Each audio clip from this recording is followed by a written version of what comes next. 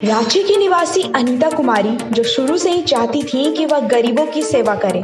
शादी के बाद वह छात्र क्लब बुद्धिजीवी मन संघ से जुड़ी और अब निस्वार्थ भाव से गरीबों और असहायों की सेवा कर रही हैं। हाल ही में अनीता ने लॉकडाउन में रांची की सोनू सूद बनकर कई ऐसे गरीबों की मदद की जिन पर लॉकडाउन भारी पड़ा। तो आइए जानते हैं अनीता जी के बारे में हमारे सेगमेंट खास बातचीत में। नमस्कार, आप देख रहे हैं जेके न्यूज़ नेटवर्क और मैं पूर्वा एक बार फिर से आपके साथ हमारे सेगमेंट खास बातचीत में, जहां हर बार हम आपको मिलवाते हैं नए नए चेहरों से और जानते हैं उनके बारे में कुछ रोचक बातें। तो आज हमारे साथ हमारे स्टूडियो में मौजूद हैं अनीता जी, जो एक सोशल वर्कर है। तो आइए मिलते हैं उनसे और जानते हैं उनके बारे में कुछ और बातें। सबसे पहले तो अनीता जी, आपका हमारे स्टूडियो में बहुत बहुत स्वागत है। धन्यवाद। अक्सर ऐसा देखा जाता है कि जो भी सोशल वर्कर होते हैं वो इंडिविजुअल लेवल पे तो काम करते ही हैं, लेकिन मोस्ट ऑफ देम जो अधिकतर लोग होते हैं वो किसी ना किसी संस्था ऑर्गेनाइजेशन से जुड़े हुए होते हैं। तो आप किसी ऐसी संस्था से जुड़ी हुई हैं? जी, मैं छात्र क्लब बुद्धिजीवी मंच की संयोजिका हूँ और छात्र क्लब संगठन से संस्था से जुड़ी हुई हूँ और उनका अध्यक्ष शिव किशोर शर्मा जी हैं। अच्छा, इसके बारे में हमारे दर्शकों को थोड़ा और विस्तार से। जी, ये छात्र क्लब बुद्धिजीवी मंच है। इस मंच के द्वारा हम लोग जैसे शिक्षा के क्षेत्र में, यातायात के क्षेत्र में और ये सोशल वर्क समाज सेवा भी करते हैं और जैसे जो लाचार असहाय रहता उसकी हम लोग मदद करते हैं।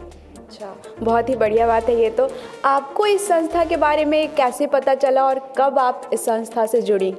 मैं इस संस्था से तकरीबन 10 साल से जुड़ी हूँ और मैं जब बाहर निकली देखी इतनी असहाय महिलाओं को और इतनी लचर व्यवस्था में देखी तो मुझे कहीं ना कहीं लगा कि मैं समाज सेवा ही करूं।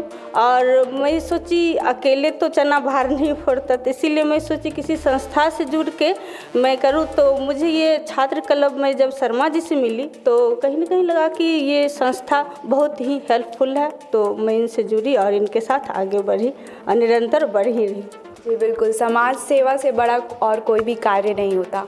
तो बात करें इसमें कार्य की, तो आप इसमें अभी सोशल वर्क्स में क्या क्या एक्टिविटीज़ कर रही हैं? जैसे है कि जैसे हम लोग सामूहिक विवाह करवाते हैं, कैंप लगवाते हैं, स्वास्थ्य के क्षेत्र में कैंप लगवाते हैं। जैसे मान लीजिए कि सभी तो अच्छे बड़े हॉस्पिटल में नहीं जा सकते हैं, फी इतनी ज़्यादा है और बिना पैसा का तो आजकल कहीं कुछ होता नहीं है। तो हम लोग अपनी संस्था की तरफ से एक कैंप लगाते हैं और पूरा बिल्कुल फ्री हो के हम लोग सेवा करते हैं और साथ में दवाएं सारा चीज़ हम लोग देते हैं और उसी हिसाब से हम लोग मदद करते हैं। अभी हमने देखा कि कोरोना काल काफ़ी भारी पड़ा है इस बार गरीबों पर, तो उनके लिए इस लॉकडाउन में आपकी संस्था ने आपने कुछ किया? जी बिल्कुल मैं की। मैं तकरीबन जब से लॉकडाउन हुआ मैं मानती हूँ कि 1000 आदमी को सुबह शाम हम लोग इस संस्था के द्वारा मास्क, सैनिटाइज़र, फिर खाना का व्यवस्था सारा चीज़ हम लोग किए, साथ में कपड़ा सारा चीज़ हम लोग व्यवस्था किए अच्छी तरह से, ताकि किसी को कोरोना काल में दिक्कत ना हो। ये तो बहुत ही बढ़िया बात है। अक्सर ऐसा देखा जाता है जो लोग बढ़िया काम करते हैं उन्हें प्रेरित करने के लिए उन्हें कुछ अवार्ड वगैरह दिया जाता है। जैसे अभी के ही लॉकडाउन में सोनू सूद जो अभी उभर कर आए हैं, उन्होंने बहुत अच्छा काम किया गरीबों के लिए, तो उन्हें गवर्नमेंट के साइड से काफ़ी सारे अवार्ड्स वगैरह मिले। तो आपको वैसा कुछ अचीवमेंट्स आपका? बिल्कुल मिला। हमें आस्था जीवन के द्वारा मिला, छात्र क्लब ग्रुप के द्वारा मिला, फिर माननीय हमारे विधायक सीपी सिंह जी वो भी हमें सम्मानित किया। सभी बहुत सी ऐसी संस्थाएं हैं जिन्होंने हमें सम्मानित किया। नारी क्रांति सेना के द्वारा मैं सम्मानित हुई हूँ ये नारी क्रांति हुई, फिर ये अचीवमेंट बहुत तरह की अवार्ड हमें मिला। क्या बात है, बहुत बधाई आपको उसके लिए।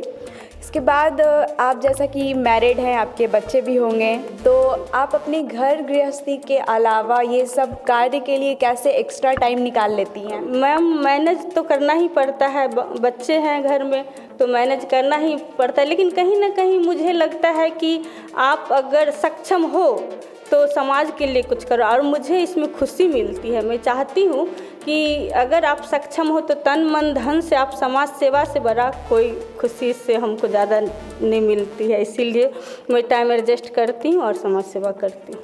अभी के प्रेजेंट सिनारियो को देखते हुए आपको कोई ऐसा टॉपिक लगता है जिस पे अभी आप लोगों को उस पर ज़्यादा काम करने की ज़रूरत है, मतलब कोई ऐसा कोई सिचुएशन जिसे देखकर आपको? बिल्कुल मुझे लगता है कि आए दिन जो ये घटनाएं घट रही है, खास के बलात्कार वाला, तो मुझे कहीं ना कहीं लगता है कि इसमें बहुत ही ज़रूरी है कि इसमें सुधार हो।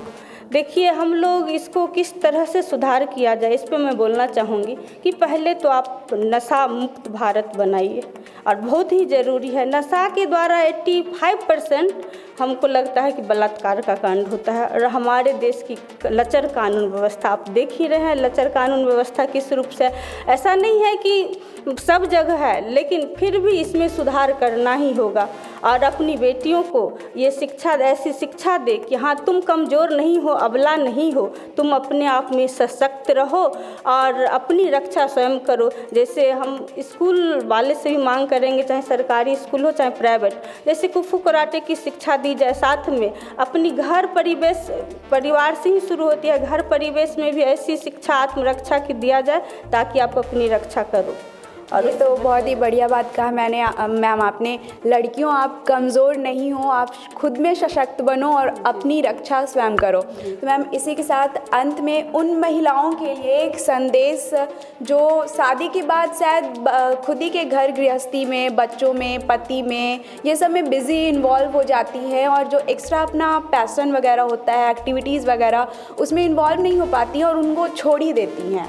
नहीं, मैं सभी महिलाओं से हाथ जोड़ के विनती करती हूँ कि आप लोग भी आगे आएँ। किसी न हर महिला में हुनर है, उसको उभारने की ज़रूरत है, उन्हें मंच पे लाने की ज़रूरत है। मैं तो सरकार से भी मांग करना चाहती हूँ कि सभी जगह ऐसा अभियान चलाना चाहिए कि जैसे महिला अपने आप को बहुत कमज़ोर समझती है, हम बोलते हैं नहीं बहनों, तुम कमज़ोर नहीं हो, तुम भी सक्षम हो, तुम भी कुछ कर सकती हो। ऐसा मत सोचिए कि हम बहुत कमज़ोर हैं, आप में शक्ति है, वो पावर है। अभी खास करके देखिए, दुर्गा पूजा चल रहा है, 9 रूप दुर्गा माँ का है, तो फिर आप क्यों कमज़ोर, अपने आप को क्यों कमज़ोर मानती हो? इसीलिए कोई भी महिला अबला नहीं है। महिला, हम चाहते हैं महिला ऐसी हो, महिला सशक्तिकरण इसीलिए ना हम लोग चलाते हैं, ताकि आप लोग अपने घर से निकल के, हाँ, घर की सेवा भी कीजिए, साथ साथ बाहर भी समय निकालिए और अपने आप को, जो भी आप में प्रतिभा है, उसको उभारने की कोशिश। जी, बिल्कुल, कोई भी महिला अबला नहीं होती, बस बात है अपनी क्षमता को पहचानने की और उसे उभार कर बाहर निकालने की। ये तो बहुत सही बात कहा मैम आपने। तो इसी के साथ आपका एक बार फिर से बहुत बहुत शुक्रिया हमारा JK न्यूज़ नेटवर्क में आने के लिए। थैंक यू मैम, धन्यवाद। तो ये थी हमारे सेगमेंट खास बातचीत में हमारे साथ सोशल वर्कर अनीता जी। आगे भी हम ऐसे ही आपको नए नए चेहरों से मिलवाते रहेंगे। बने रहिए JK न्यूज़ नेटवर्क के साथ, और हाँ, हमारे इस वीडियो को लाइक और हमारे चैनल को सब्सक्राइब करना ना भूलें। धन्यवाद।